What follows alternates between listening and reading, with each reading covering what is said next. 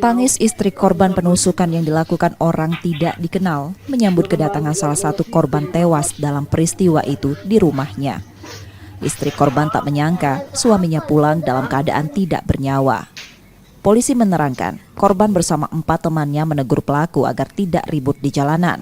Namun, teguran korban membuat pelaku marah dan melakukan penusukan pada korban dan 4 temannya. Si pelaku ini sedang cekcok mulut dengan salah satu pelaku sedang cekcok mulut dengan pacarnya. Melihat itu, korban menegur salah satu pelaku tersebut. Nah, tapi pelaku merasa tidak terima. Kemudian terjadi cekcok mulut dan akhirnya terjadi perkelahian yang melibatkan antara 4 orang pelaku dengan beberapa orang korban. Yang akhirnya di sana mengakibatkan 5 orang terkena luka tusuk dan salah satunya meninggal dunia.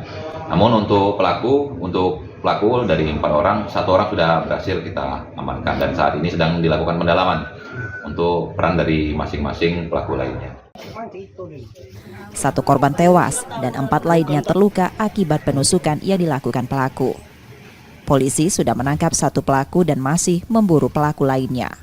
Yudi Kiswanto, Kompas TV, Palembang, Sumatera Selatan.